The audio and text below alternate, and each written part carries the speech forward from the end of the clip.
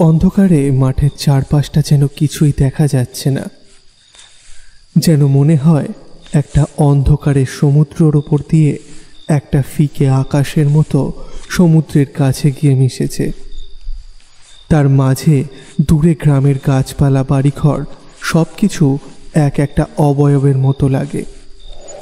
অনেকক্ষণ ধরে একটা ঠান্ডা হাওয়া মাটির ওপর দিয়ে ঘুরে বেড়াচ্ছিল, কিন্তু সকলের চোখের অজান্তে সেই হাওয়াটা এবার একটা জায়গায় দানা বাঁধতে শুরু করে। ধীরে ধীরে ঘূর্ণিঝড়ের মতো একটা ঝড় মাঠের উত্তর প্রান্ত থেকে এগিয়ে আসতে থাকে পশ্চিম প্রান্তের দিকে। যে আগন্তুক মাঠটাকে লম্বালম্বি ছিঁড়ে এগিয়ে যেতে চাইছিল পূর্ব দিকে, সে এই গ্রামের কেউ নয়, আশেপাশের গ্রামেরও কেউ নয়। সে এসেছে অনেক দূর থেকে, যাবে কুসুমপুরে। কুসুমপুরে বোধহয় তার চেনাশোনা কোনো এক মানুষের বাড়ি রয়েছে। তার বাড়িতেই যাওয়ার জন্য বেরিয়ে পড়েছে। এতটা পথ এসে ক্লান্ত হয়ে পড়েছে। এই গরমের রাতের বেলা মাঝে মাঝে যেমন ঠান্ডা আবহাওয়া তৈরি হয়, তেমনই হয়ে আসে গুমোট গরম। লোকটার কপালের চারপাশে বিন্দু বিন্দু ঘাম মাঝে মাঝে এসে হাতের চেটো দিয়ে মুছে ফেলছে। মনে মনে সে ভাবছে, একটা হাতে আলো থাকলে বড্ড ভালো হতো। এই মাঠের পথে আর কিছু না থাক, যদি সাপ কিংবা অন্য কোনো রাত্রেবেলার নিশাচরের মতো কিছু একটা বেরিয়ে আসে। তাই খুব সাবধানে গ্রামের মাঝখান দিয়ে পায়ে চলার মেটো পথটা ধরে এগিয়ে যাচ্ছিল। দুপাশে ঘাসের জমির ওপর থেকে একটু একটু ঠান্ডা ভাব বেরিয়ে আসতে থাকে মাঝে মাঝে। মাঠের পাশের জঙ্গল থেকে ঝিঝি পোকার ডাক ভেসে আসছে। হঠাৎ বহু দূর কোথাও শেয়াল ডেকে উঠল, কিন্তু গরমকালে তো শেয়াল ডাকে না। শেয়ালটার বোধহয় মতিভ্রম হয়েছে, তাই দিনকাল ভুলে গিয়ে কোনো এক অজানা কারণে ডেকে উঠেছে ওইভাবে হুক্কা হুয়া করে। লোকটা নিজের মতোই হেঁটে চলল। তার মাথায় বোধহয় রাজ্যের চিন্তা। গোটা শরীরটা একটু বিশ্রাম চাইছে। দুমুঠো খাবার পেটে পুড়ে কোনো রকমে একটা ঠান্ডা মাটির মেঝের ওপরে শুয়ে পড়তে পারলে ভালো হতো। মাঝে মাঝে তার বোধহয় মনে হচ্ছিল, আশেপাশে দু একটা ঘর থাকলে সেখানেই না হয় বিশ্রাম নেওয়া যাবে। কিন্তু আজকাল অজানা অচেনা পথিককে কেউ বাড়িতে আশ্রয় দিতে ভয় পায়, কারণ গ্রামের চারপাশে তো অনেক ডাকাতের আস্তানা। এই তো তাদের গ্রামেই তো একবার রাতে একজন। তার ভাবনাটা মাঝপথেই থেমে গেল। যে হাওয়াটা ঘূর্ণিঝড়ের মতো পশ্চিম দিকে ধুয়ে আসছিল, সেই হাওয়াটার একটা শব্দ সে যেন শুনতে পাচ্ছে। আকাশে কিন্তু মেঘ কোথাও নেই, চারপাশটা শান্ত, অথচ তার মধ্যে ওই হাওয়ার শব্দটাই শুধু। লোকটা এবার একটু চমকে উঠে তাকালো মাঠের উত্তর দিকের অন্ধকারের দিকটায়। ভালোভাবে বোঝা যায় না, তবে লোকটা এই সন্ধ্যা থেকে একই দিকে হেঁটে চলেছে, তাই তার দিক সম্পর্কে একটা জ্ঞান জন্ম নিয়েছিল। কিন্তু এই মাঠের মধ্যে একবার দিক ভুল হলে সে কোথায় গিয়ে পড়তে হবে তা সে জানে না।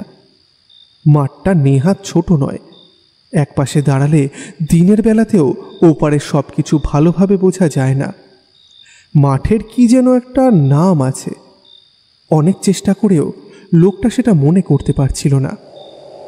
এবার কিন্তু ঘূর্ণিঝড়ের মতো হাওয়াটা আস্তে আস্তে তার দিকে এগিয়ে আসতে থাকলো। আর অন্ধকারের মধ্যেই লোকটার মনে হলো, এতক্ষণ ধরে যে ফাঁকা মাঠের মধ্যে দিয়ে সে হেঁটে চলেছিল, সেই মাঠটা এখন আর শূন্য নয়। তার আশেপাশে কে যেন এসে দাঁড়িয়েছে। ঘূর্ণিঝড়টা যেমন আচমকা এসেছিল, তেমনি আচমকা কোথায় যেন হারিয়ে গেল। বাতাসের গায়ে কান পাতলে আর কিছুই শোনা যায় না। একটু পরে একটা অদ্ভুত গন্ধ আসছিল লোকটার নাকে। এমন একটা অদ্ভুত গন্ধ তো এতক্ষণ পাওয়া যাচ্ছিল না। তাহলে কি আশেপাশে কোথাও শ্মশান রয়েছে? একটা কেমন যেন মাংস পোড়া গন্ধ আসছে না? মানুষের ষষ্ঠেন্দ্রিয় মাঝে মাঝে তাদের অনেক কিছু জানান দিয়ে যায়, কিন্তু সেই সাবধানবাণী মানুষ সবসময় বুঝতে পারে না। লোকটার ষষ্ঠেন্দ্রিয় বারবার প্রাণপণে চিৎকার করে যেন তাকে বলতে চাইছিল, ফিরে যাও, ফিরে যাও, আর সামনে যেও না, ফিরে যাও, ফিরে যাও, সামনে বিপদ আছে। কিন্তু নিজের ষষ্ঠেন্দ্রিয়ের কথা বুঝতে না পেরে লোকটা তবুও সামনের দিকে এগিয়ে যাচ্ছিল। ঠিক তখনই সে বুঝতে পারল তার ডান পাশে কেউ একটা এসে দাঁড়িয়েছে। চারপাশটা অন্ধকার হলেও আকাশটা কেমন যেন সাদাটে হয়ে রয়েছে, আর সেই সাদাটে আলোতে ডান পাশে এসে দাঁড়ানো একটা ছায়ামূর্তিকে দেখতে পেল লোকটা। একবার ভয় পেলেও মনে হলো গ্রামের কোনো লোক হলেও হতে পারে, তাই গলা চড়ে বলল, কে ওখানে? কে দাঁড়িয়ে? লোকটা হয়তো ভেবেছিল গ্রামের কোনো লোক এসে দাঁড়িয়েছে সেখানে, তার কথার উত্তর দেবে, কিন্তু তার বদলে একটা অদ্ভুত ব্যাপার হলো। একটু আগে যে ছায়ামূর্তিকে সে দেখতে পেয়েছিল সে যেন অন্ধকারের মধ্যে কোথাও উধাও হয়ে গেল। কোনো কথাই সে শুনতে পেল না, তার বদলে একটা ফিসফিস শব্দ সে শুনতে পেল। যেন মনে হলো গোটা মাঠ জুড়ে অনেক ছোটাছুটি শুরু হয়েছে, আর তাদের ফিসফিসানি গুঞ্জন তার কানে এসে ঢুকছে। কিন্তু এতক্ষণ তো মাঠটা শূন্য মনে হচ্ছিল, তাহলে এই মাঠে হঠাৎ করে কারা এসে দাঁড়িয়েছে? ব্যাপারটা মনে হতেই লোকটা এইবার প্রথমবারের মতো ভয় পেল। তার মনে হতে লাগলো তার চারপাশে অদৃশ্য কারা যেন ঘুরে বেড়াচ্ছে আর তার দিকে নজর রেখে চলেছে। তাদের ফিসফিস শব্দ মাঝে মাঝে শুনতে পাচ্ছে, কিন্তু তারা কি বলছে তা বুঝতে পারছে না। একটু আগের পাওয়া সেই মাংস পোড়ার মতো গন্ধটা এবার যেন তীব্রভাবে এসে তার নাকে ঝাপটা মারল। অন্ধকারের চারপাশে তাকিয়ে ভালোভাবে কিছুই বোঝা যায় না। লোকটা এদিক ওদিক ঘুরে দেখতে দেখতে পথের দিশাও হারিয়ে ফেলেছিল। এইবার লোকটা কেমন যেন বিভ্রান্ত হয়ে পড়ল। তার মনে হচ্ছিল তার আশেপাশে কারা যেন আস্তে আস্তে জড়ো হতে শুরু করেছে। এবার সে আর নিজেকে ধরে রাখতে পারল না। প্রবল একটা চিৎকার তার মুখ থেকে বেরিয়ে এলো, কারণ এতক্ষণে সে দেখতে পেয়েছে আশেপাশে অদৃশ্য যারা জড়ো হচ্ছিল তারা কেমন যেন কালো ছায়ামূর্তির মতো এসে দাঁড়িয়েছে। সে যে কোনো একটা দিক লক্ষ্য করে দৌড়তে শুরু করলো, কিন্তু বুঝতে পারল পেছনের দিক থেকে ঝড়ের মতো কারা যেন এগিয়ে আসছে তার দিকে। তার সাথে এতক্ষণ ধরে যেটা শুনতে পায়নি সেটা এবার শুনতে পেয়েছে। পেছন থেকে একসাথে অনেকগুলো মানুষের অট্টহাসি যেন ভেসে আসতে লাগলো তার দিকে। লোকটার মুখ থেকে এবার বেরিয়ে এলো ভয়ার্ত স্বরের চিৎকার, বাঁচাও, বাঁচাও, কে কোথায় আছো, বাঁচাও! কিন্তু এই মাঠের অন্ধকারের মধ্যে তাকে বাঁচানোর জন্য সেই রাতে কোনো মানুষ যে উপস্থিত ছিল না সেটা বুঝতে সে অনেকটা দেরি করে ফেলেছিল। কিসে যেন একটা ঠোকা খেয়ে মাটির ওপর ছিটকে গিয়ে পড়ল লোকটা। তার হাঁটুতে আঘাত লেগে ব্যথায় হাঁটু চেপে ধরে কুঁকিয়ে উঠে সে। পরনের জামা কাপড় ধুলোবালি লেগে একসা হয়ে গেছে। এবার লোকটা বুঝতে পারে পিছনে হেঁটে হেঁটে আসতে থাকা সেই লোকগুলো আর তাদের সেই অট্টহাসির শব্দ তার চারপাশ ঘিরে ধরছে। আস্তে আস্তে একটা কালো অন্ধকার তার চারপাশে ঘনিয়ে উঠতে থাকে। লোকটা আর আকাশ দেখতে পায় না। ভয়ে আতঙ্কে বিস্ময়ে মিলে তার গলার কাছটা যেন বুঝে আসতে শুরু করে। তার মুখ থেকে আর কোনো শব্দ বেরিয়ে আসে না। ঠিক তখনই সে বুঝতে পারে তার চারপাশে যারা এসে দাঁড়িয়েছে তাদের গা থেকে বেরিয়ে আসছে সেই মাংস পোড়ার মতো গন্ধটা। প্রবল গন্ধে তার নাকের পথ কেমন যেন রুদ্ধ হয়ে যায়। পেটের ভিতরটা গুলিয়ে বমি আসতে থাকে তার। ঠিক তখনই একটা মাংস পোড়া গন্ধে ভরা কঙ্কালসার হাত এগিয়ে এসে তার গলা চেপে ধরে। আর লোকটার মনে হয় একটা নয়, যেন অনেকগুলো হাত একসাথে তার শরীরের নানা স্থানে চাপটে ধরছে। আর তার সাথেই সেই কঙ্কালসার হাতের বড় বড় নখগুলো যেন গেঁথে যাচ্ছে তার শরীরে। একটা প্রবল আতঙ্ক উত্তেজনা তার মুখ থেকে চিৎকারটা বেরিয়ে আসতে চাইল, তবে চিৎকারটা যেন আটকে গেছে। এই চারপাশের অন্ধকার মাঠ, চারপাশে এসে দাঁড়ানো অদৃশ্য কালো কালো সব অশরীরী, একটা পোড়া গন্ধ, এই সব কিছু মিলিয়ে এই আধার রাতে মাঠের মাঝখানে লোকটা যন্ত্রণায় ছটফট করতে থাকে। কারণ দুটো লম্বা লম্বা নখ ততক্ষণে তার গলার কণ্ঠনলী চিরে ভেতর দিকে ঢুকে পড়েছে। গোটা শরীর রক্তাক্ত হয়ে রক্ত ঝরতে থাকে বাইরে। আর তারপর এই একসাথে যেন কতগুলো শরীর চিৎকার করে ওঠে আকাশের দিকে মুখ তুলে। ঠিক তখনই লোকটা দেখতে পায় আকাশের দিক থেকে একটা কেমন যেন আলো ঝলসে উঠল মাত্র একবারের জন্য। তারপরে একটা হাত তার চোখের ভেতর এসে ঢুকে পড়ে, যেন মনে হয় একটা হাতের 5টা আঙুল একসাথে ঢুকে পড়েছে তার চোখের গহ্বরটাকে বড় করে দিয়ে। আর তার প্রাণশক্তি তাকে বাঁচিয়ে রাখতে পারে না। মাটিতে যখন উপুর হয়ে পড়ে যায় লোকটার নিথর হয়ে যাওয়া শরীর, তখন এতক্ষণ ধরে যারা চারপাশে দাঁড়িয়েছিল তারা যেন হাওয়ায় ভাসতে ভাসতে কোথায় মিলিয়ে যেতে থাকে। অদ্ভুত স্বরে অনেকগুলো মানুষের হাসির শব্দ কোথায় যেন হারিয়ে যায় চোখের নিমেষে।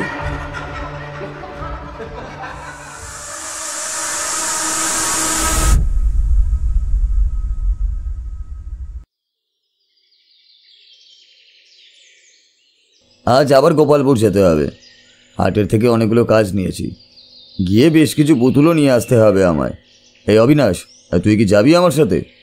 আমারও তো যাওয়ার দরকার ছিল রে, কিন্তু বউটার অবস্থা ভালো নয়, শরীর খুব খারাপ, মাঝে মাঝে জ্বর আসছে। এমন অবস্থায় পোয়াতি বউকে ছেড়ে আমি কি করে যাই বলতো? আরে আমি থাকতে তোকে এত চিন্তা করতে হবে না। তোর জন্য কি কি আনতে হবে আমায় বল, তোর জন্য কি কি আনতে হবে আমায় বলে দে, আমি না হয় নিয়ে আসবো। কতদিন ধরে যেতে পারছি না, হাটের দিকেও যাওয়া হয় না। কতগুলো টাকা ব্যবসায়ীদের কাছে পড়ে আছে, সেগুলো নেওয়া হয় না। তুই যদি আমার জন্য কিছু মাটির পুতুল এনে দিস, তাহলে একেবারে ব্যবসায়ীদের নতুন পুতুল দিয়ে আগের টাকাগুলো নিতে পারবো। আমার তো এই দুনিয়ায় আর কেউই নেই, তুই আমার বন্ধুরে অবিনাশ, তুই আমার নিজের ভাইয়েরই মতন। কতদিন তোর বাড়িতে বৌদির হাতে রান্না খেয়ে রাতে ঘুমিয়েছি, তুই কি আমাকে দূরের কেউ ভাবিস? তুই তো আমার আপনজন রে। আমি থাকতে তোকে এত চিন্তা করতে হবে না। আমি তোর জন্য পুতুল নিয়ে আসবো, আর হাটে গিয়ে ব্যবসায়ীদেরকে আমি নিজেই দিয়ে আসবো। তোকে কিচ্ছু করতে হবে না, তুই শুধু আমাকে হিসাবটা বলে দিবি। অবিনাশের চোখে কেমন যেন জল জমতে শুরু করে। কাঁধে ফেলা গামছা দিয়ে মুখটা মুছে একটু ধরা গলায় অবিনাশ বলে, না রে বিজয়, তোকে তো আমি কখনো পর মনে করিনি, তুই তো আমার আপন।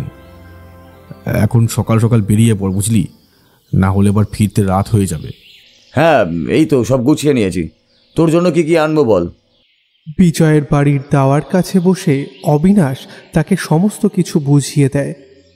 ছেলেটা অবিনাশকে নিজের ভাইয়ের মতো দেখে, সেটা অবিনাশ জানে। আর আজ সে সেটা আরও একবার প্রমাণ করল। অবিনাশ তাকে ভালো করে সব কিছু বুঝিয়ে দিতেই বিজয় দুটো বড় বড় ব্যাগ হাতে নিয়ে বেরিয়ে পড়ে। কোমরের কোটে বেঁধে রাখা বেশ কিছু টাকা পয়সা, অগ্রিম কিছু টাকা দিয়ে আসতে হবে। 2 গ্রাম পাশে গোপালপুরে মাটির খেলনা তৈরি হয়।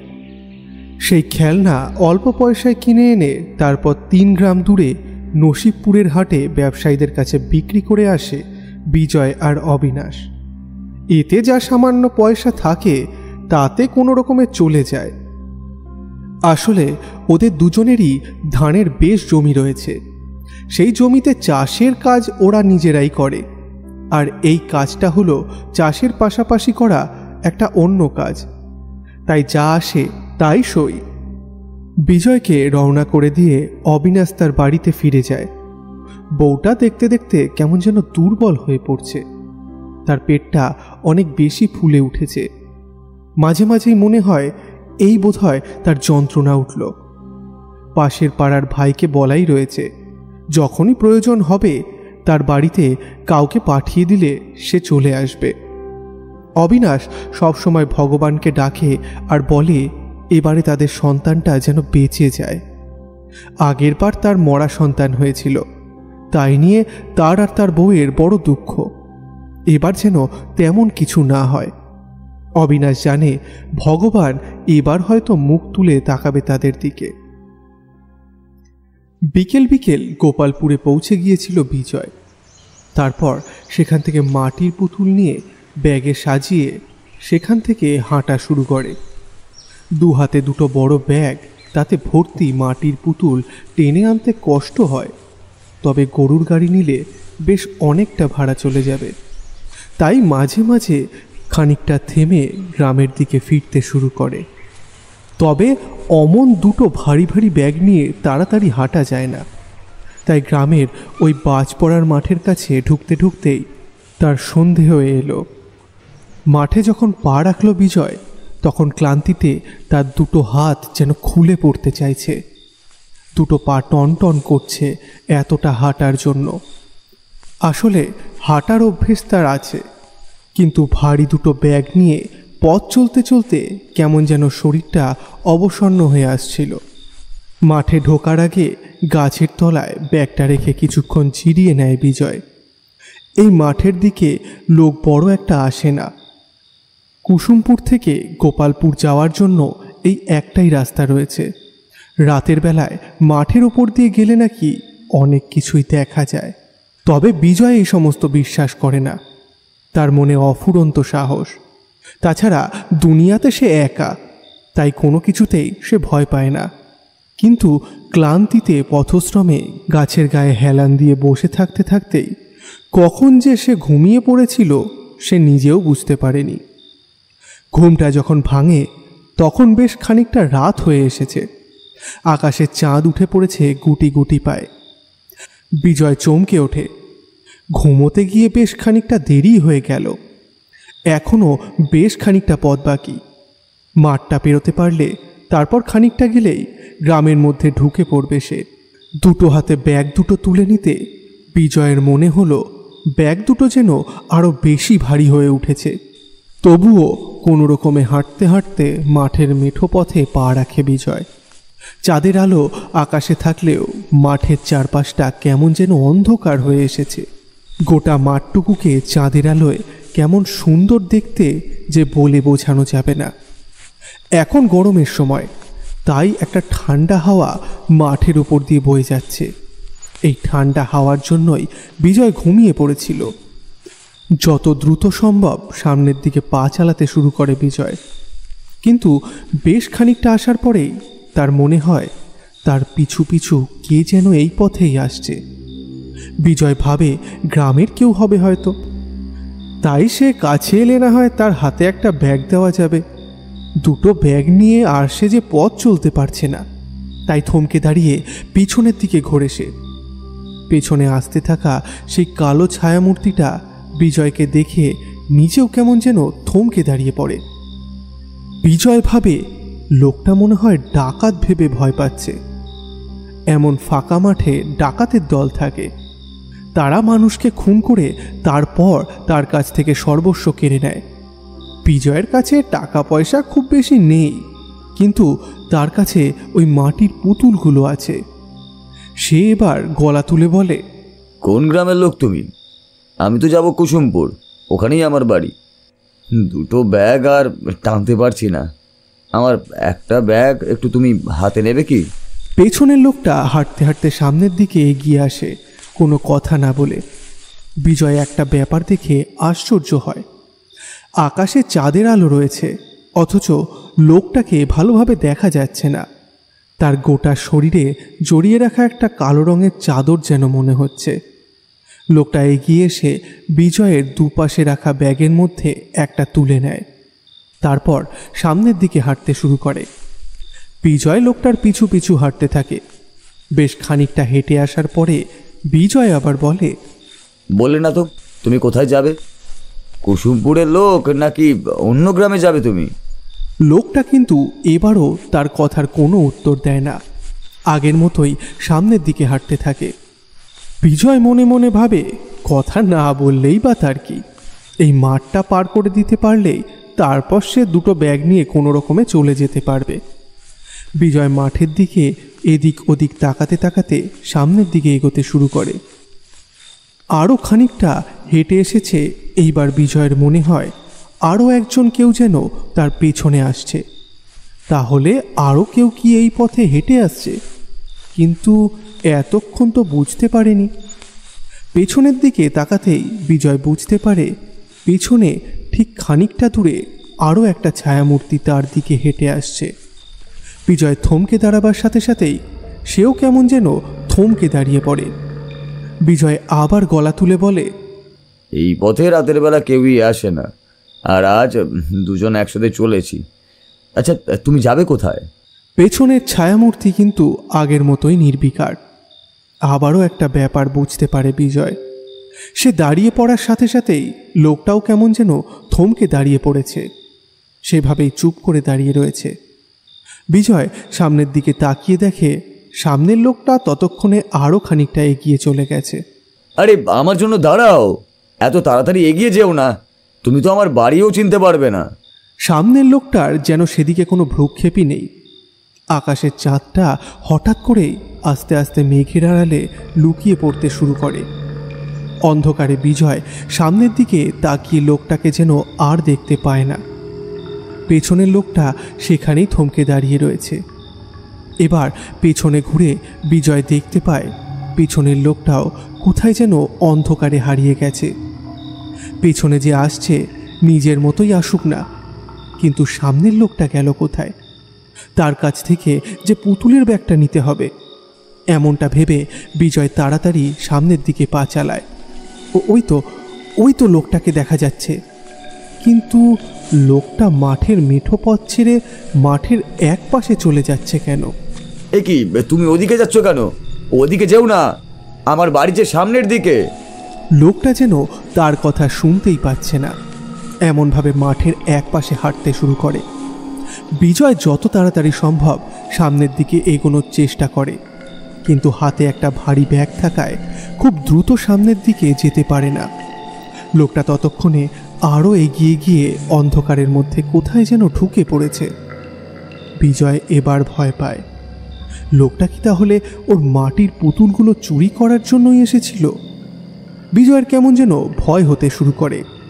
যে ব্যাগটা বিজয় লোকটার হাতে দিয়েছিল তাতে অবিনাশের পুতুলগুলো রয়েছে। অবিনাশ তার কথা বিশ্বাস করবে না, মাঝখান থেকে তার উপর সন্দেহ করে বসতে পারে। এতগুলো টাকার জিনিস। এই দাঁড়াও, কোথায় যাচ্ছ? এই দাঁড়াও বলছি। বিজয়ের বলা কথাগুলো শূন্য মাঠের মধ্যে যেন ছড়িয়ে পড়তে শুরু করেছে চারপাশে। কেউ কোথাও নেই, কিন্তু লোকটা গেল কোথায়? লোকটাকে যেদিকে যেতে দেখেছিল সেদিকেই হাঁটতে হাঁটতে এগিয়ে যেতে শুরু করলো বিজয়। তারপর হঠাৎ করে পায়ে কিসে যেন ঠোকর খায় সে। কোনো রকমে মাটিতে পড়ে গিয়ে সামলে নেয় নিজেকে। তারপরেই বুঝতে পারে যেটাতে সে ঠোকর খেয়েছে সেটা আসলে একটা ব্যাগ, আর সেই ব্যাগের মধ্যেই রয়েছে মাটির পুতুল কতগুলো। তাহলে লোকটা কি ব্যাগটা রেখে কোথাও চলে গেছে? বড় অদ্ভুত লাগে বিজয়ের। তা যা হোক গিয়ে, তার পুতুল তো সে ফেরত পেয়ে গেছে, এখন তাড়াতাড়ি বাড়ির পথে গেলেই হয়। দুটো ব্যাগ দু হাতে তুলে নিয়ে একটা অদ্ভুত ব্যাপার অনুভব করতে পারে বিজয়। দুটো ব্যাগ কেমন যেন ভারী হয়ে এসেছে। কোনো মতে সেই ব্যাগ দুটো নিয়ে সামনের দিকে এগিয়ে যেতে সে আর পারছে না। দুপা হেঁটে গিয়ে বিজয় ক্লান্ত হয়ে পড়ে। দুটো ব্যাগ মাঠের ঘাসের ওপরে রেখে মাটিতে বসে হাঁপাতে থাকে সে। আর ঠিক তখনই বুঝতে পারে অন্ধকারে একটা লোক এসে দাঁড়িয়েছে ঠিক তার সামনে। বিজয় কিছু একটা বলতে যাচ্ছিল, তার আগেই লোকটা অন্ধকার থেকে আর একটু সামনে এগিয়ে এসে বলে, বিজয়, বিজয়, তুই মাটির উপরে বসে রয়েছিস কেন? আয়, উঠে আয়। অবিনাশ, তুই এখানে কি করে? তোর বাড়িতে গিয়েছিলাম, গিয়ে দেখি তুই এখনো ফিরে আসিসনি। তাই ভাবলাম তোর দেরি হচ্ছে হয়তো দুটো ব্যাগ নিয়ে আসতে, তোর বড্ড কষ্ট হবে, তাই খানিকটা এগিয়ে এলাম। দেখতে পেলাম তুই দুটো ব্যাগ নিয়ে এগিয়ে আসছিস, তাই তাড়াতাড়ি চলে এলাম। কিন্তু অন্ধকারে একটা আলো তো নিয়ে আসতে পারতিস নাকি? আর এই অন্ধকারে তুই আমায় দেখতে পেলেই বা কি করে? কি যে বলিস না, আমরা গ্রামের ছেলে, আমাদের কাছে অন্ধকার নস্যি।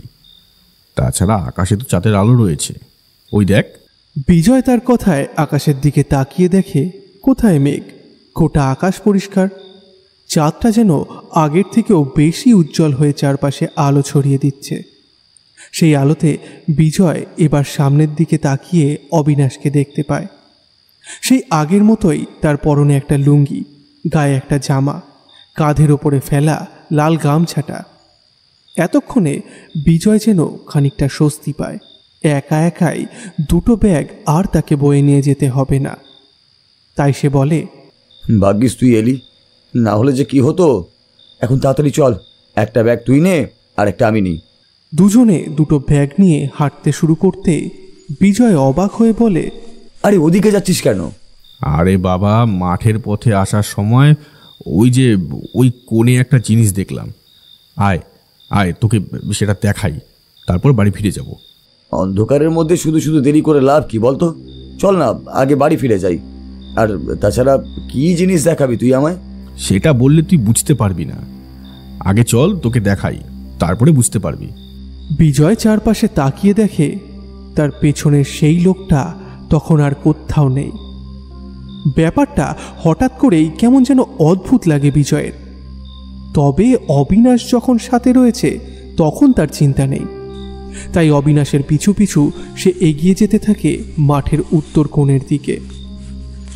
বেশ খানিকটা এগিয়ে এসে কিন্তু বিজয় আবার হাঁপিয়ে ওঠে। ব্যাগটা আগের মতোই ভারী বলে মনে হচ্ছে, কিন্তু অবিনাশ অবলীলায় দু হাতে ব্যাগটা কাঁধের ওপর তুলে নিয়েছে। বিজয়ও তাই করে, একটা কাঁধের ওপর তুলে নেয়। আর তাতে মনে হয় খাটনি খানিকটা কমেছে। আস্তে আস্তে তারা এগিয়ে যেতে থাকে উত্তরের দিকে। উত্তরের দিকে একটা জায়গায় অন্ধকারে চাঁদের আলোয় কি যেন একটা পড়ে আছে মাটির ওপর। অবিনাশ সেদিকটাতেই এগিয়ে যায়। বেশ খানিকটা দূরে ওরা যখন রয়েছে তখন বিজয় বলে, তুই আসার আগে একজন এসেছিল, আমার একটা ব্যাগ নিয়ে কোথায় যে অন্ধকারে মিলিয়ে গেল। তারপর দেখি ব্যাগটা মাটির উপরেই পড়ে রয়েছে। ভাগ্যিস সে ব্যাগটা নিয়ে চলে যায়নি। এত রাত করলি কেন? জানিস না এই মাঠে রাতের বেলা আসতে নেই, এই মাঠে অনেক কিছু আছে। ধুর অবিনাশ, তুইও কি সবার মতোই ওই বাজ পড়ার গল্পটা বিশ্বাস করিস? কেন, তুই করিস না? ওসব ছেলে ভোলানো গল্প। কবেই মাঠে বাজ পড়ে কয়েকজন লোক মারা গেছিল, তাদের আত্মা নাকি এই মাঠে রাতের বেলা ঘুরে বেড়ায়। কাউকে দেখতে পেলে তাকে নাকি টেনে নিয়ে গিয়ে মারে। এইসব আবার হয় নাকি? হ্যাঁ, তাহলে 2 বছর আগে এই মাঠে ওই যে লোকটার মৃতদেহ পাওয়া গিয়েছিল, তার গোটা শরীরে আঘাতের চিহ্ন, তার একটা চোখ যেন কেউ টেনে বার করে দিয়েছিল, সেটা তাহলে কারা? ওসব ডাকাতের কাজ, বুঝলি? নিশ্চয়ই লোকটার কাছে টাকা পয়সা কিছু ছিল, তাই ডাকাতের দল তাকে খুন করে তারপর তার টাকা পয়সা নিয়ে নিয়েছে। আর যাতে সবাই ভয় পায় সেই কারণেই হয়তো লোকটাকে এমনভাবে খুন করেছে। ডাকাতের কাজ বলে কেউ বুঝতেও পারবে না, সবাই মনে করবে এই বাজ পড়ার মাঠে ঘুরে বেড়ানো ভূতেরাই ওই কাজটা করেছে। আমার না এইসব কথা একদমই বিশ্বাস হয় না। দূর দূর। ওরা হাঁটতে হাঁটতে ততক্ষণে সেই জিনিসটার আরও খানিকটা কাছে এসে পড়েছে। বিজয় আর হাঁটতে পারল না, হাতের ব্যাগটা মাটির ওপর রেখে দিয়ে বলল, আর হাঁটতে পারছি না, হাতটা যেন ব্যথায় ছিঁড়ে যাচ্ছে। তুই যখন আছিস তখন আর ভয় নেই, চল না একটু বসে যাই। অবিনাশ কোনো উত্তর দিল না, হাতের ব্যাগটা এক পাশে রেখে মাটির ওপরেই বসল। এই বাজ পড়ার মাঠের গল্প শুনেছিলাম আমার বাবার কাছ থেকে অনেক ছোটবেলায়, তবে গল্পটা এখনো মনে আছে। আমিও বাবার কাছে শুনেছিলাম, তবে পুরোটা ভালোভাবে শুনিনি। বাবা আসলে এসব বিশ্বাস করতো না, তুই তো জানিস, তাই আর কি। আচ্ছা, তুই কি শুনেছিলি? বাবা বলেছিলেন এই মাঠ থেকে নাকি অনেক বছর আগে কয়েকজন পাশের গ্রাম থেকে কুসুমপুরে ফিরে আসছিল। তারা আমাদের গ্রামেরই লোক ছিল। সেদিন প্রবল ঝড় বৃষ্টিও হয়েছিল। তারা মাঠের পাশে ওই গাছের তলায় খানিকক্ষণ অপেক্ষা করেছিল। তারপর যখন হঠাৎ করে বৃষ্টিটা ধরে এলো তখন তারা বেরিয়ে পড়েছিল বাড়িতে যাওয়ার উদ্দেশ্যে। মাঠের মাঝখানে যখন তারা এসে পড়েছে তখন আবার ঝড় বৃষ্টি শুরু হয়, তার সাথে আকাশে মেঘের গর্জন। ভয় পেয়ে ওরা সবাই মাঠের উত্তরের দিকে ছুটতে শুরু করেছে। উত্তরের দিকে তখন বেশ কয়েকটা বড় বড় গাছও ছিল। সেই গাছের তলায় আশ্রয় নেবে বলে তারা বেরিয়ে পড়ে, কিন্তু সেই গাছের তলায় আর তারা পৌঁছতে পারেনি। যখন তারা উত্তরের কাছে এসে পৌঁছায় ঠিক তখনই আকাশ বাতাস কাঁপিয়ে একটা বাজ পড়ে ঠিক এই মাঠেই, আর তাতেই নাকি সবাই মারা যায়। তাদের গোটা শরীর নাকি কাঠকয়লার মতো পুড়ে গেছিল। পরদিন সকালে যারা এই মাঠে এসে সেই দৃশ্য দেখতে পেয়েছিল তাদের মধ্যে অনেকেই অনেক রাত পর্যন্ত ভালোভাবে ঘুমাতে পারেনি। তারা স্বপ্নে যেন দেখতে পেত এই মাঠের উত্তরের দিকে ওই উড়ে যাওয়া কাঠকয়লার মতো কালো কালো কয়েকটা মানুষ যেন হেঁটে চলে বেড়াচ্ছে, আর পোড়া পোড়া হাতগুলো তাদের দিকে তুলে তাদেরকে ডেকে চলেছে।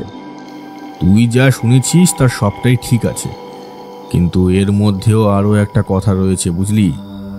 সেদিন যখন ওই লোকগুলো মাঠের মাঝখান থেকে বাড়ির দিকে দৌড়তে শুরু করে তখন কিন্তু তারা ভয় পেয়ে উত্তরের দিকে আসেনি। তাদের পেছনে পড়েছিল ডাকাত। ডাকাতের ভয়ে ওরা ছুটতে ছুটতে অন্ধকারের মধ্যে পথ ভুল করে এসে পড়েছিল উত্তরের দিকে। ডাকাতেরা তাদের ওপর হামলা করে তাদের ওইখানেই খুন করে। তারপর তাদের কাছ থেকে সমস্ত কিছু কেড়ে নেয়। ওই মানুষগুলোর মধ্যে একজন ছিল ব্রাহ্মণ। সে জীবনে কোনো দিন কোনো অন্যায় কাজ করেনি, সব সময় মানুষের ভালো করে এসেছে, সব সময় ভগবানের পুজো করেছে। গ্রামের লোকে বলতো সে নিজের মুখে যা বলে সে কথাই নাকি লেগে যায়। মৃত্যুর আগের মুহূর্তে একটা ধারালো ভোজালি দিয়ে ডাকাতের দল যখন তার একটা হাত কেটে নিয়েছিল তখন সে তার ডান হাত সামনের দিকে তুলে অভিশাপ দিয়ে বলেছিল যে তোরা কেউ এই মাঠ থেকে বের হতে পারবি না, তোদের সবাইকে এই মাঠেই থাকতে হবে, বন্দি হয়ে সারা জীবনের মতো বন্দি হয়ে থাকতে হবে। অভিশাপ দেওয়ার পরে সেই ব্রাহ্মণ মারা যায়। ডাকাতের দল ব্রাহ্মণের মুখের কথা শুনে সবাই মিলে হা হা করে হেসে উঠেছিল।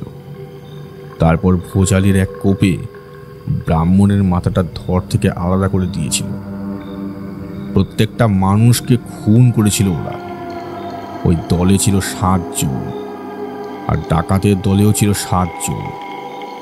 ডাকাতের দল ওদের মেরে সর্বশেষ লুট করে যখন ফিরে যাওয়ার জন্য পা বাড়িয়েছে ঠিক তখনই আকাশ থেকে বিদ্যুৎটা নেমে আসে মাঠের উপরে। ওই ব্রাহ্মণের অভিশাপের জন্যই হোক কিংবা অন্য কোনো কারণে হোক ওই মাঠ থেকে কেউ বেরোতে পারেনি। সবাই জানে ওই 14 জনই ছিল গ্রামের লোক, কিন্তু আসলে 7 জন গ্রামের লোক আর 7 জন ছিল ডাকাত। সবাই পুড়ে এমনভাবে ছাই হয়ে গিয়েছিল যে তাদের কাউকে আর চেনা সম্ভব নয়। গ্রামের লোকেরাও তাই আর কিছু বুঝে উঠতে পারেনি। বিজয় মন দিয়ে শুনছিল এই কথা। এমন কথা কিন্তু সে এর আগে গ্রামের কারোর কাছে শোনেনি। হঠাৎ করেই বিজয়ের একটা কথা মনে পড়ল। অবিনাশ তার বাবার কাছে এই গল্পগুলো শুনল কোত্থেকে? বিজয় যতদূর জানে অবিনাশের বাবা মারা গেছে ছোটবেলায়। অবিনাশকে মানুষ করেছে তার মা। তার বাড়িতে তার বৃদ্ধ মা আর বউ রয়েছে। অবিনাশের বাবার কাছ থেকে অবিনাশ গল্প শুনতেই পারে না, কারণ তখন অবিনাশ অনেক ছোট। অবিনাশের বাবা সাপের কামড়ে মারা গিয়েছিল। কিন্তু তাহলে অবিনাশ কিন্তু তখনও বলেই চলেছে। সেদিনের পর থেকে ওই মাঠে ওই 7 জনের আত্মা বন্দী হয়ে থেকে যায়। গ্রামবাসী যারা ছিল তাদের জন্য তাদের বাড়ির লোক শান্তি সস্তায়, এমনকি তাদের আত্মার উদ্দেশ্যে শান্তি কামনা করেছিল। তাই তারা সবাই মুক্তি পেয়ে যায়, কিন্তু ওই 7 জন ডাকাতের দলের আত্মা মুক্তি পায়নি। তারা এই মাঠেই আজও ঘুরে বেড়ায়। রাতের অন্ধকারে কাউকে সামনে পেলে তাকে ভুলিয়ে নিয়ে গিয়ে খুন করে। তাদের একটা অদ্ভুত ক্ষমতা আছে জানিস? আসলে এত বছর ধরে বন্দী হয়ে আছে বলে তারা অনেক ক্ষমতাশালী হয়ে উঠেছে। তারা চাইলেই যে কারোর রূপ ধরতে পারে। তুই মাঠের মধ্যে দিয়ে হেঁটে আসছিস, হয়তো দেখলি তোর সামনে একটি মেয়ে দাঁড়িয়ে রয়েছে, আবার চোখের পলকে সেই মেয়েটা বদলে গেল একটা মানুষ রূপে। কিন্তু তুই এত কিছু জানলি কি করে? আর তোর বাবার কাছ থেকে তুই এই গল্প শুনলি বা কবে? তুই যখন খুব ছোট ছিলি তখনই তো তোর বাবা মারা গিয়েছিল। এত বছর আগের কথা তোর মনে আছে? আর আমি যতদূর জানি তোর বাবা মা সকলে এই বাজ পড়ার মাঠের গল্পটা বিশ্বাস করতো। তাহলে তুই বা বললি কেন যে তোর বাবা বিশ্বাস করতো না? চাঁদটা এবার মেঘের আড়ালে লুকিয়ে পড়েছে। চারপাশটা কেমন যেন অন্ধকারে ছেয়ে গেছে। হঠাৎ করেই একটা মাংস পোড়া গন্ধ বিজয় পেতে শুরু করে। অবিনাশ তার দিকে তাকায়। অন্ধকারে তার চোখ দুটো কেমন যেন জল জল করছে। তার মুখের মধ্যে সাদা দাঁতের পাটি এই অন্ধকারেও পরিষ্কার দেখা যাচ্ছে। আমি জানি, কারণ ওই ডাকাত দলের মধ্যে যে আমিও ছিলাম। আমি তো ওই ব্রাহ্মণের মাথাটা ধর থেকে আলাদা করে দিয়েছিলাম। তারপর যখন আমরা ফিরবার জন্য পথ ধরি, হঠাৎ করেই একটা বাজ আমাদের পাশে পড়ে। তারপরে আর কিছু মনে নেই।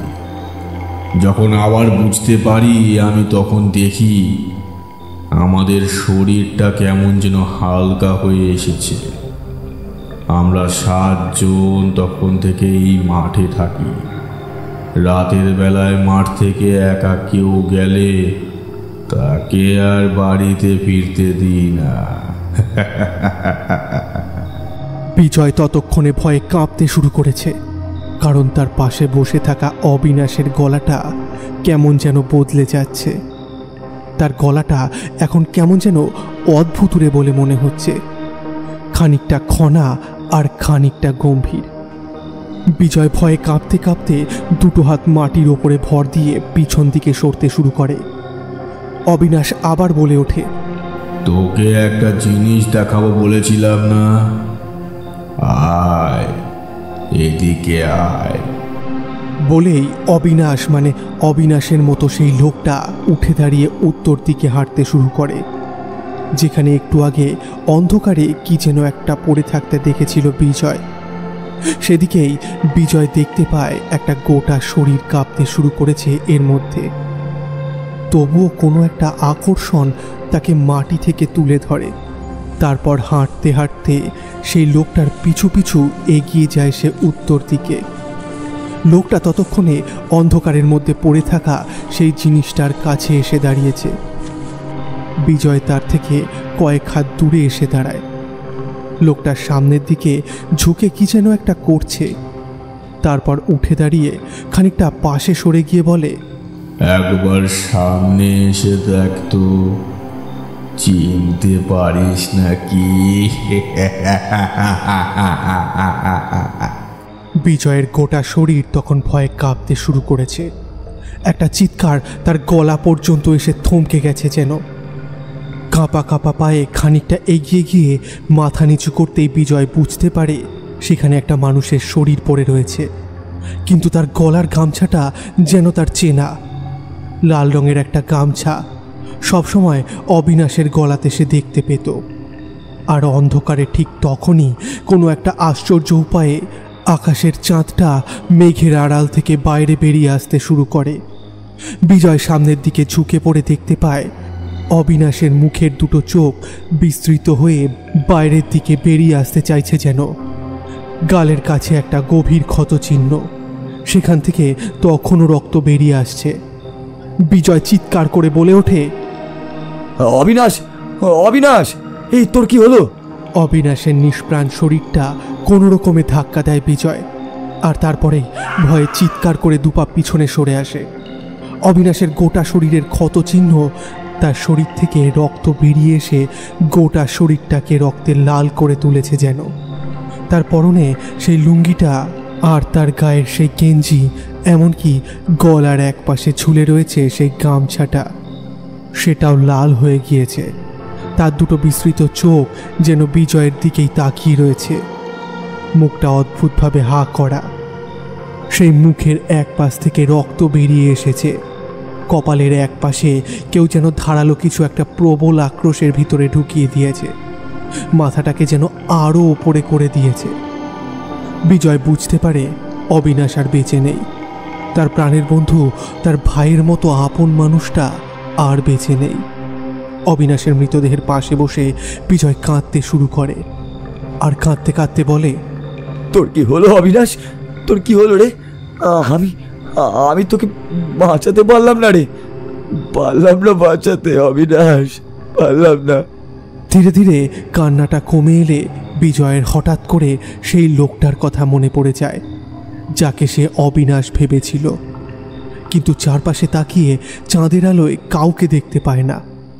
বিজয়ের মনে হয় আর একটু আগে যেখানে মাঠের পাশে জঙ্গলটা শুরু হয়েছে, সেখানে একটা গাছের তলায় অন্ধকারে কয়েকটা ছায়ামূর্তি দাঁড়িয়ে। বিজয় ভালো করে না দেখেও বুঝতে পারে সেখানে দাঁড়িয়ে রয়েছে 7টা ছায়ামূর্তি। ঠিক তখনই সেদিক থেকে যেন সমস্বরে অনেকেই খ্যাক খ্যাক করে হেসে ওঠে।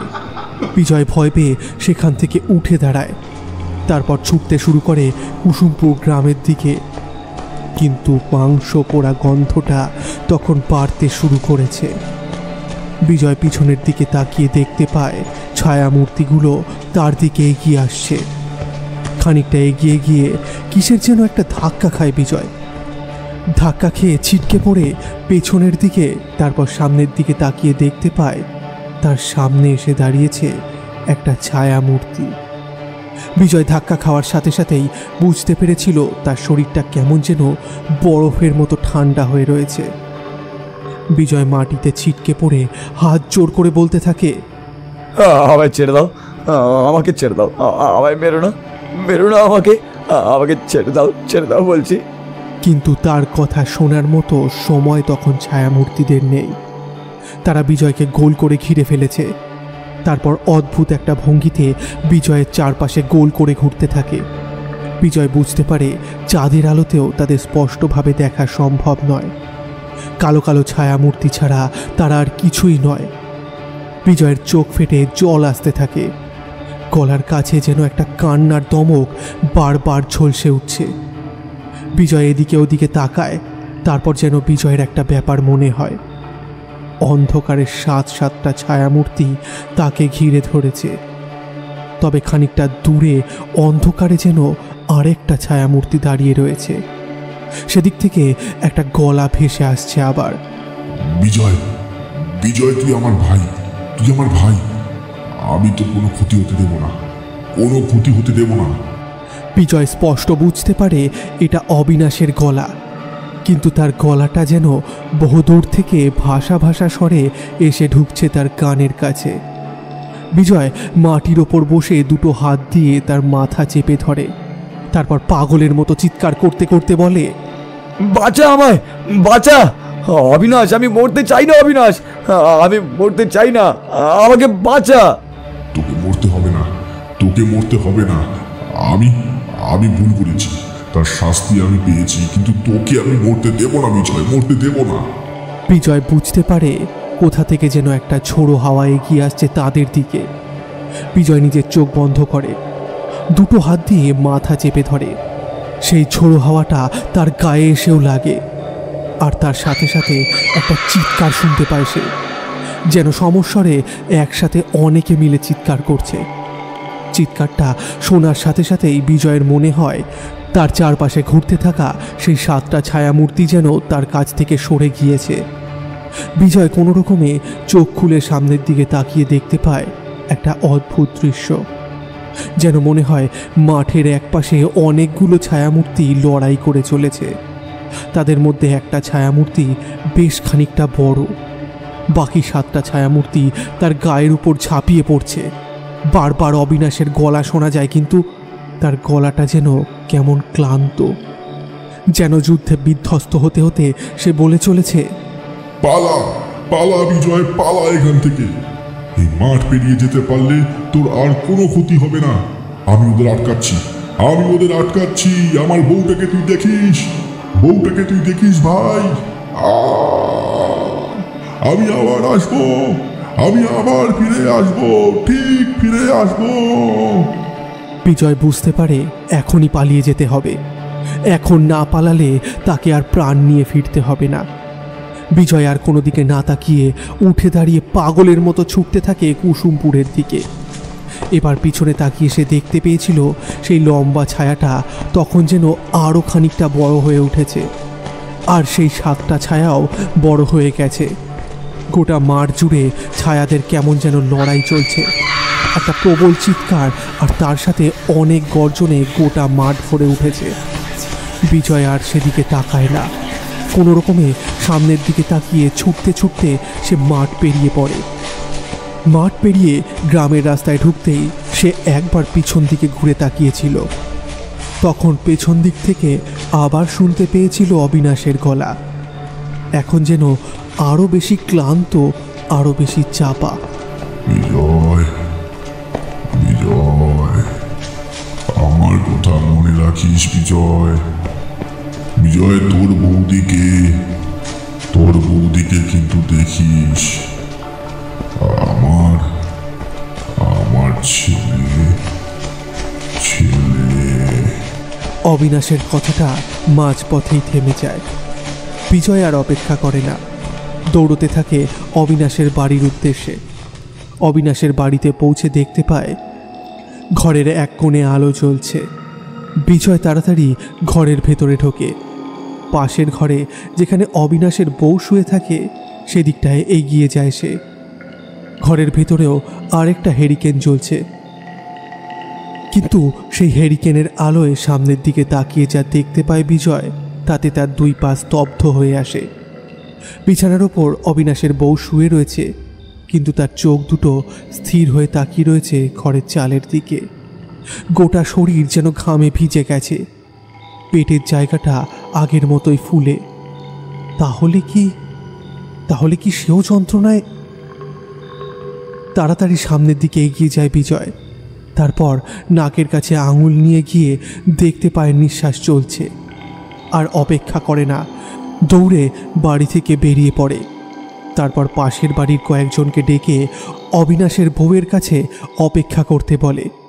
ছুটে যায় পাশের পাড়ায় দাইমার কাছে। ছুটে যেতে যেতে বিজয়ের কানে বাজছিল অবিনাশের বলা শেষ কথাগুলো। আমার বউটাকে দেখিস বিজয়, আমার বউটাকে দেখিস। আমি আবার ফিরে আসবো। দাইমা এসে অবিনাশের ছেলেকে তার স্ত্রীর পেট থেকে বার করে, কিন্তু দাইমা অনেক চেষ্টা করেও অবিনাশের স্ত্রীকে কিন্তু বাঁচাতে পারেনি। অবিনাশের শূন্য ঘরটা সদ্যজাত সন্তানের চিৎকারে ভরে উঠতে থাকে মাঝে মাঝে। বিজয় দাওয়ার বাইরে দাঁড়িয়েছিল। দাইমা এগিয়ে এসে তার কোলে বাচ্চাটাকে তুলে দিয়ে কান্না ভেজা গলায় বলে, পারলাম না রে, পারলাম না, মাইয়াটারে বাঁচাতে পারলাম না, অনেক দেরি হইয়া গেছিল। বিজয় কেমন যেন পাথরের মূর্তির মতো দাঁড়িয়ে থাকে। তার গোটা শরীরে লেগে রয়েছে ধুলো পাতা জমা ঘাম। মনের মধ্যে অনেক প্রশ্ন, কিন্তু সদ্যজাত সন্তানকে কোলে নিয়ে দাঁড়িয়ে থাকতে থাকতে রক্তমাখা সন্তানকে দেখতে দেখতে বারবার অবিনাশের কথা মনে করতে থাকে সে। অবিনাশ বলেছিল সে ফিরবে, তাহলে কি অবিনাশ নিজেই ফিরেছে এই সদ্যজাত সন্তানের রূপ নিয়ে? এ কথার উত্তর বিজয় পায় না, কিন্তু সে জানে কোনো এক অদ্ভুত কারণে অবিনাশ মৃত্যুর পরেও তাকে দিয়ে গেছে তার জীবন। অবিনাশের স্ত্রীকে বাঁচাতে পারেনি, কিন্তু তার ছেলেকে সে বাঁচাবে। এতক্ষণ পরে বিজয় সদ্যজাত সন্তানকে বুকের মধ্যে চেপে ধরে হাউ হাউ করে কাঁদতে শুরু করে। আশেপাশের সকলে ভাবে মনের দুঃখে কেঁদে চলেছে বিজয়। একমাত্র সেই জানে আসলে সে কেন কাঁদছে। পরের দিন সকালে গ্রামের সকলেই অবিনাশের মৃতদেহটা পড়ে থাকতে দেখে ওই বাজ পড়া মাঠের উত্তর দিকে। খবরটা বিজয় তাদের দিয়েছিল। তারপর অবিনাশ ও তার স্ত্রী দুজনকেই একসাথে গ্রামের শ্মশানে পুড়িয়ে দেওয়া হয়। কিন্তু বিজয় একটা কথা বুঝতে পেরেছিল, ওই মাঠে রাত্রিবেলায় যদি কেউ যায় সে আর কখনোই ফিরে আসবে না। সে ফিরে আসতে পেরেছিল একমাত্র অবিনাশের জন্য, কিন্তু আর কেউ পারবে না। গ্রামের কাউকেই বিজয় সমস্ত কিছু খুলে বলে না। বিজয়ের সেই দুটো ব্যাগ যার মধ্যে মাটির পুতুলগুলো ছিল, সেই ব্যাগ দুটো মাঠের এক পাশ থেকে উদ্ধার করতে পেরেছিল সে। গ্রামের সকলেই তবে বিজয়কে অনেকবার জিজ্ঞাসা করেও কাল রাতের ঘটনার কোনো কিছু তারা জানতে পারেনি। অবিনাশের বাড়িটা পরিত্যক্ত অবস্থায় থাকে, আর অবিনাশের সন্তানকে বিজয় মানুষ করতে থাকে নিজের মতো করে।